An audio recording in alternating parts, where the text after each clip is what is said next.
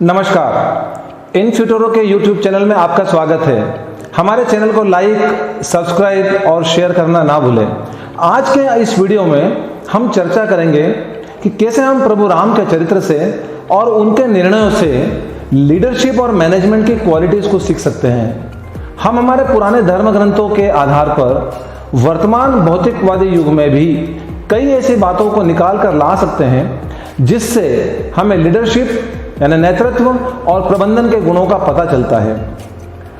रामायण में प्रभु श्री राम ने रावण को मारने के लिए, उसको सजा देने के लिए और न्याय करने के लिए वानरों की सेना का चयन किया था। अब हमेशा मन में यह प्रश्न आता है कि प्रभु श्री राम ने वानरों की सेना का ही चयन क्यों किया, जबकि वो तो राजा थे, वो सब कुछ थे, वो सर्वस्व थे, वो जैसा चाहते वैसा कर सकते थे, जहां से चाहते वहां से उस राजा की सेना बुला सकते थे। परंतु ऐसे क्या कारण रहे कि उन्होंने वानरों की सेना का ही चयन किया युद्ध करने के लिए। प्रभु श्री राम एक लक्ष्य की ओर बढ़ रहे थे और उनके लक्ष्य को प्राप्त करना था, और वो लक्ष्य था उनको रावण का वध करना। मैनेजमेंट और लीडरशिप में भी हमें किसी न किसी गोल की तरफ जाना पड़ता है। जब तक आपका कोई गोल ना हो, चाहे व्यक्तिगत जिंदगी हो, चाहे व्यवसाय हो, चाहे नेतृत्व हो, जब तक आपका कोई गोल नहीं है, जब तक आपका कोई उद्देश्य नहीं है, तब तक आप उस कार्य को संपादित नहीं कर सकते। तो एक क्लियर कट गोल को लेकर चलना जरूरी है। प्रभु श्री राम उस गोल को लेकर चले और उस गोल को लेकर उन्होंने वानरों की सेना का सहयोग लिया।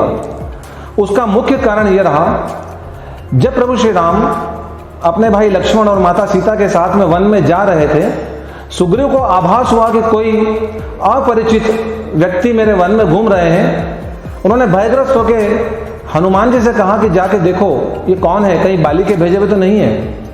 हनुमान जी गए, प्रभु को पहचाना और उनको साथ में लेकर आए, और फिर उन्होंने प्रभु से निवेदन किया करबद्ध हाथ जोड़कर कि हे प्रभु, तेहि सन नाथ मैत्री कीजिए, दीन जान ते ही अभय करीजे, सो सीता कर खोज कराई, जह तह मरकट कोटि पटाई।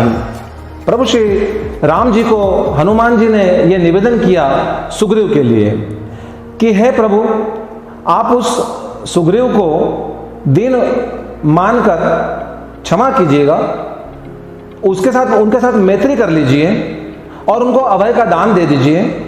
उनके पास में करोड़ों वानरों की सेनाएं हैं और वो करोड़ों वानरों की सेना माता सीता की खोज करने में आपकी मदद करेगी, और वो करोड़ों वानरों को अलग अलग दिशाओं में भेजकर माता सीता की खोज करके लाने में सक्षम है।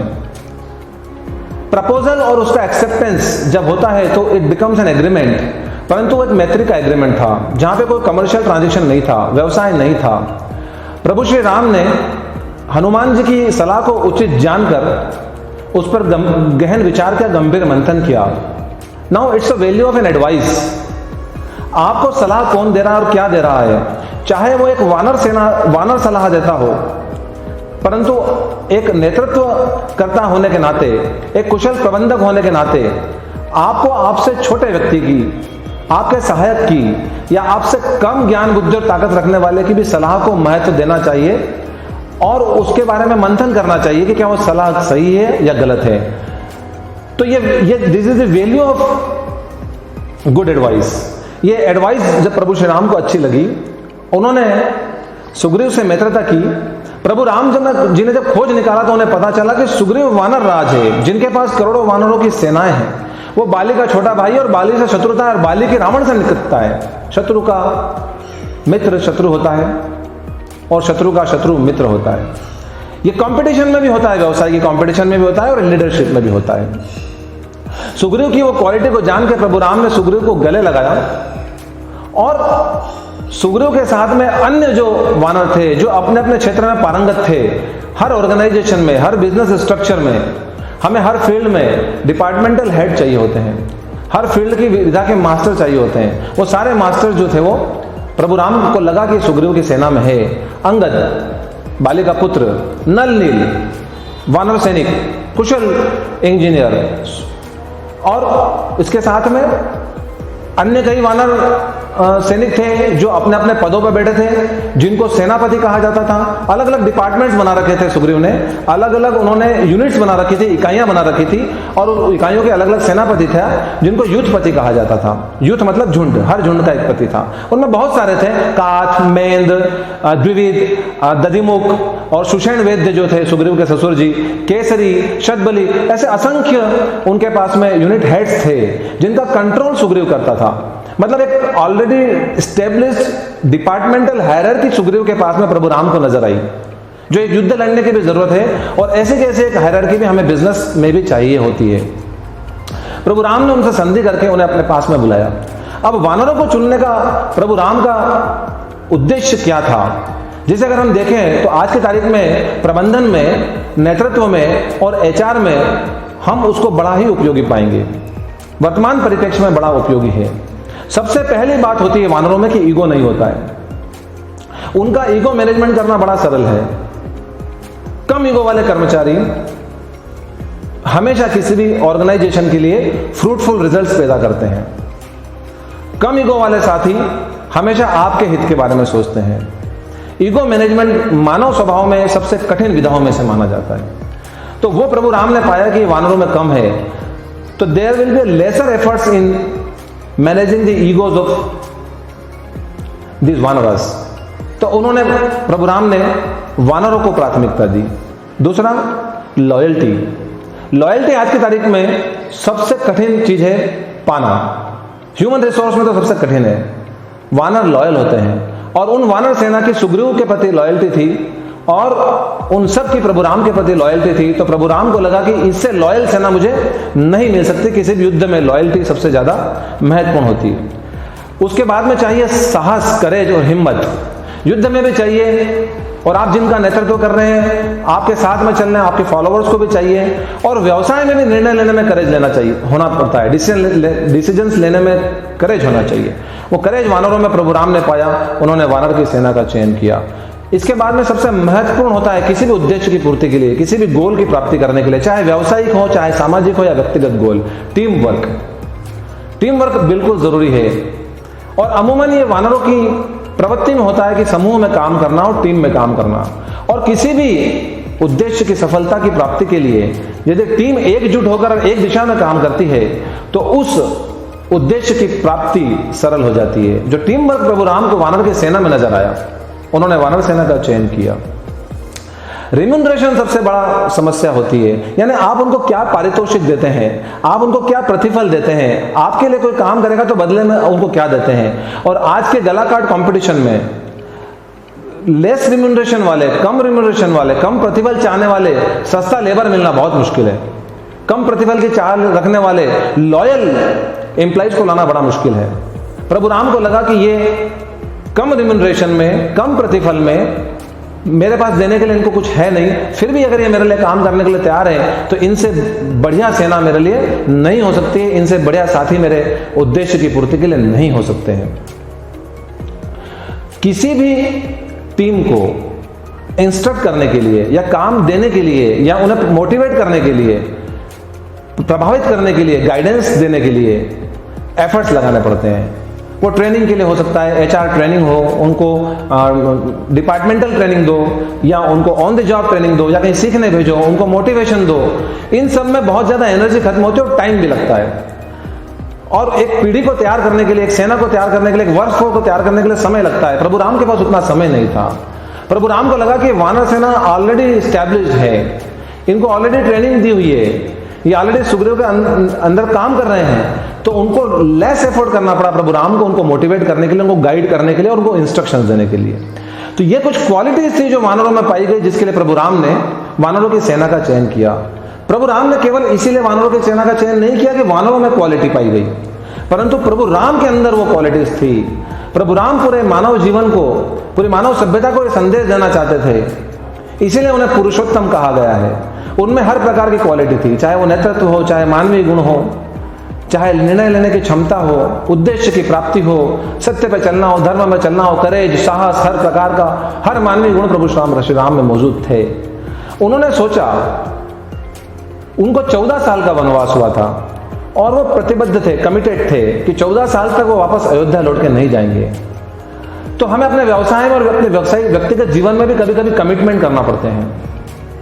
नीचे के कर्मचारी को ऊपर के बॉस से, और ऊपर के बॉस को उसके ऊपर के बॉस से, और सबसे ऊपर के बॉस को बोर्ड से, और बोर्ड को वेरियस स्टेक होल्डर से कमिटमेंट करना पड़ते हैं। और आपको उन कमिटमेंट पे खरा उतरना पड़ता है, और उन कमिटमेंट पे खरा उतरने के लिए आपको कुछ निर्णय लेना पड़ते हैं, उसमें आपको कई चीजों का सेक्रीफाइस भी करना पड़ता है। तो अगर आपने कोई कमिटमेंट करा है किसी रिसोर्स को यूटिलाइज ना करने का, तो आप उस कमिटमेंट से बैक नहीं कर सकते। प्रभु राम ने कमिटमेंट किया था कि मैं 14 साल तक अयोध्या में लौट के नहीं जाऊंगा। उनकी अपनी खुद की सेना थी, वो चाहते तो अयोध्या से सेना बुलवा सकते थे, परंतु उन्होंने नहीं बुलवाया क्योंकि उनका कमिटमेंट था कि मैं अयोध्या वापस नहीं जाऊंगा। तो उन्होंने लोकल में जो सेना उपलब्ध थी वानरों की, उसको उन्होंने प्रेफरेंस किया कि जो लोकल रिसोर्सेज मेरे पास अवेलेबल हैं, जहां से मैं अपने उद्देश्य की पूर्ति कर सकता हूं, तो मैं क्यों इतने हजारों किलोमीटर दूर जाके सेना को बुलाने में टाइम खराब करूं। उनका उस रिसोर्सेज पे कंट्रोल भी नहीं रहा। जब एक डिपार्टमेंट से दूसरे डिपार्टमेंट में ट्रांसफर हो जाता है, जब एक व्यवसाय को दूसरे व्यवसाय को बेच दिया जाता है, मर्जर्स और एक्विजिशन हो जाते हैं, तो एक बोर्ड का दूसरे बोर्ड से अपना कंट्रोल खत्म हो जाता है। उस रिसोर्सेज पे आपका कोई कंट्रोल नहीं रहता, तो फिर आप उन रिसोर्सेज को उपयोग नहीं कर सकते। प्रभु राम को मालूम था कि मैं अयोध्या के रिसोर्सेज पे मेरा कोई कंट्रोल नहीं है और मैं उनको उपयोग नहीं कर पाऊंगा, तो उन्होंने अपने रिसोर्सेज को पैदा किया, उन्होंने अपने रिसोर्सेज को इकट्ठा किया, स्वयं के रिसोर्सेज को इकट्ठा करके अपने उद्देश्य की प्राप्ति के लिए वो आगे बढ़े। वो रावण को श्राप भी था कि अगर रावण की मृत्यु होगी तो नर और वानर द्वारा होगी। प्रभु राम जानते थे इस बात को, इसके लिए भी उन्हें नर और वानर इनका साथ जरूरी था। यानी अगर कोई कमिटमेंट है, अगर किसी प्रॉमिस को फुलफिल करना है, तो आपको कई प्रकार के ऐसे निर्णय लेना पड़ते हैं जिसमें आपको कठिनाइयां आएगी, परंतु उन कठिनाइयों को आपको चैलेंज करना पड़ता है। अगला जो दूरदर्शिता प्रभु राम ने दिखाई कि रिसोर्सेज को तैयार करना पड़ता है। आपके कभी भी युद्ध हो, चाहे नेतृत्व हो, फॉलोवर्स हो आपके, या व्यावसायिक जीवन में आपके कर्मचारी हो, काम करने वाले हो, आप उन रिसोर्सेज को तैयार करने में समय लगता है आपको। प्रभु राम के पास इतना समय नहीं था। सुग्रीव की सेना इक्विप्ड थी, तैयार थी और ट्रेंड थी। तो प्रभु श्री राम ने दूरदर्शिता दिखाई और उनको ये लगा कि रिसोर्सेज को तैयार करने में मुझे तो समय नहीं लगेगा, कॉस्ट इन्वॉल्व नहीं होगी, क्योंकि उनके पास में देने के लिए कुछ था नहीं, उनके पास ट्रेनिंग के लिए वो सारी सामग्रियां भी नहीं थी, समय भी नहीं था। तो रिसोर्सेज को कम समय में उपयोग करने के लिए प्रभु श्री राम ने वानर की सेना का चयन किया। यानी मैनेजमेंट ये कहता है कि आप मिनिमम संसाधनों में अधिकतम कैसे प्राप्त कर सकते हैं, उसमें आप कैसे मोटिवेशन, कंट्रोल, इन सब चीजों को ला सकते हैं, कैसे आप आपके डिसीजन मेकिंग को स्ट्रांग कर सकते हैं। तो ये डिसीजन मेकिंग क्वालिटी जो प्रभु श्री राम में थी, जो न केवल व्यक्तिगत जीवन में काम आती है, न बल्कि अपने व्यवसायिक जीवन में भी काम आती है। फिर प्रभु श्री राम ने ट्रायल एंड एरर अपनाया, टेस्टिंग जिसको बोलते हैं हम, हर फेज में काम आती है। हमें आजमाना पड़ता है, टेस्टिंग करना पड़ता है, ट्रायल एंड एरर करना पड़ता है, सैंपल प्रोडक्ट करना पड़ता है, सैंपल प्रोडक्ट करके हमें मार्केट में बेचना पड़ता है और फीडबैक लेना पड़ता है। उससे एम्प्लॉय की इफिशिएंसी भी पता चल जाती है, प्रोडक्शन इफिशिएंसी भी पता चल जाती है और क्वालिटी भी पता चल जाती है, और कस्टमर्स का फीडबैक भी हमारे पास में आ जाता है। प्रभु श्री राम ने प्रभु हनुमान जी को भेजा, वायु की गति से गए वो श्री लंका में जाकर पूरे रावण की लंका को जला के आ गए। वो उन्होंने प्रूव किया कि एक ही सैनिक प्रभु राम का, एक ही भक्त लंका जलाने की ताकत रखता है। तो प्रभु राम को लगा कि जब एक इनका नेतृत्व करने वाला सेनापति, मेरा परम भक्त हनुमान, रावण की लंका जला सकता है, तो करोड़ों की वानर सेना क्या नहीं कर सकती। विश्वास पैदा हुआ प्रभु राम का उन पे, और उनकी टेस्टिंग और ट्रायल और एरर सफल हुआ। तो उन्होंने किसी और पे दाव खेलने की बजाय अवेलेबल रिसोर्सेज में, जिसको उन्होंने ट्रायल एंड एरर कर चुका है, जो लॉयल है, जो भक्त है, उनको उपयोग करने का सोचा, जो कि आज के व्यक्तिगत जीवन में और व्यावसायिक जीवन में बड़ा आवश्यक है।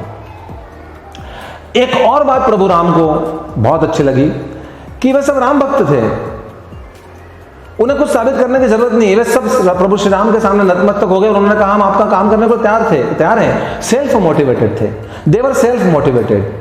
और सेल्फ मोटिवेटेड इंसान जब ठान लेता है तो वो कुछ भी कर गुजरता है। उनको बार बार इंस्ट्रक्शंस देने की जरूरत नहीं पड़ती है, बार बार उनको मोटिवेट करने की जरूरत नहीं पड़ती है, उनको ज्यादा कंट्रोल करने की जरूरत नहीं पड़ती है। वो कोऑर्डिनेशन में काम कर लेते हैं, टीम वर्क में, अगर वो सेल्फ मोटिवेटेड है।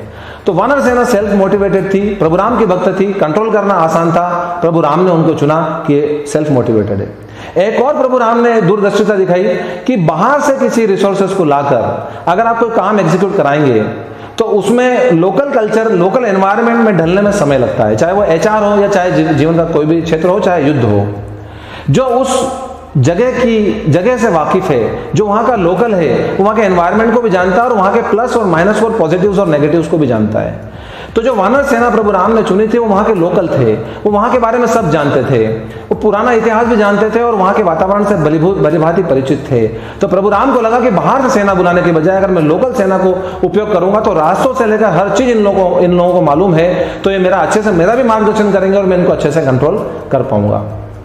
और लास्ट और सबसे बेस्ट चीज जो प्रभु राम को नजर आई, जो किसी भी व्यक्तिगत जीवन में, किसी लीडर के लिए, किसी व्यवसाय के लिए बहुत जरूरी होती है, कि आपके लिए काम करने वाला आपके लिए कितना डेवोटेड है, आपके लिए कितना समर्पित है, आपके लिए तन मन और धन से समर्पण करके काम करने वाला व्यक्ति आज की तारीख में मिलना बहुत मुश्किल है। एचआर को भी ऐसे एम्प्लॉइज को बनाने में बड़ी तकलीफ आती है, ऐसे लॉयल एम्प्लॉइज नहीं मिलते हैं, ऐसे लॉयल मित्र भी नहीं मिलते हैं। तो तन मन धन से जो आपके लिए समर्पित हो, ऐसी सेना प्रभु राम को मिल गई, क्योंकि जिसके पास में धन है वो धन खोने से डरेगा और ज्यादा धन आपसे मांगेगा। वानरों के पास में धन नहीं, उन्हें अपने तन का भय नहीं, उन्हें अपनी मृत्यु का भय नहीं, और उन्होंने अपना मन प्रभु राम को सौंप दिया। तो जो तन मन और धन से प्रभु राम की सेवा करने को तैयार हो, तो प्रभु राम ऐसे भक्तों को क्यों ना चुनते, ऐसे रिसोर्सेस को लेकर युद्ध क्यों ना करते। इन सब लीडरशिप और मैनेजमेंट की क्वालिटीज को लेकर, इन सब स्ट्रेटेजिक मैनेजमेंट की क्वालिटीज को लेकर, इन सब प्रबंधक सिद्धांतों को दिमाग में रखकर जब प्रभु श्री राम ने वानरराज सुग्रीव के साथ में मिलकर उनके मार्गदर्शन से, सुग्रीव जी के, उनको मार्गदर्शन देकर, मित्रता करके, तन मन धन में लॉयल्टी को जगाकर, टीम वर्क के साथ में, लिमिटेड रिसोर्सेस में, given a time frame, on time, on a single line, जब उन्होंने अपने काम को एग्जीक्यूट किया, जब उन्होंने इंस्ट्रक्ट किया, जब उन्होंने मोटिवेट किया, तो वो एक बहुत बड़े उद्देश्य में सफल हुआ जो युगों युगों तक याद रखा जाएगा। और प्रभु श्री राम का ये चरित्र, प्रभु श्री राम की ये शिक्षाएं और प्रभु श्री राम के ये कर्म हमें आने वाले जीवन में भी, न केवल व्यक्तिगत जीवन में बल्कि लीडरशिप में, नेतृत्व चाहे मोहल्ले का हो, नेतृत्व चाहे परिवार का हो, नेतृत्व चाहे समाज का हो, नेतृत्व चाहे राष्ट्र का हो, नेतृत्व चाहे छोटे व्यवसाय का हो, बड़े व्यवसाय का हो या किसी मल्टीनेशनल कंपनी का, प्रभु श्री राम के नेतृत्व के गुण, प्रभु श्री राम के प्रबंध के गुण और प्रभु श्री राम के स्ट्रेटेजिक मैनेजमेंट के गुण हमें हर बार इस बात की प्रेरणा देते रहेंगे कि नेतृत्व कैसे किया जाता है, मोटिवेशन कैसे किया जाता है और लीडरशिप की क्वालिटीज को कैसे डेवलप किया जाता है, प्रबंधन कैसे किया जाता है और स्ट्रेटेजिक मैनेजमेंट कैसे किया जाता है। इसी प्रकार के वित्त, आर्थिक और व्यावसायिक अच्छे वीडियोस और नए अपडेट्स जानने के लिए आप हमारे साथ बने रहिए। आप हमारे इस YouTube चैनल को सब्सक्राइब जरूर कीजिए, लाइक और शेयर भी कीजिए और नए अपडेट्स के लिए आप हमारी वेबसाइट को भी विजिट कीजिए www.infuturo.in। Thank you.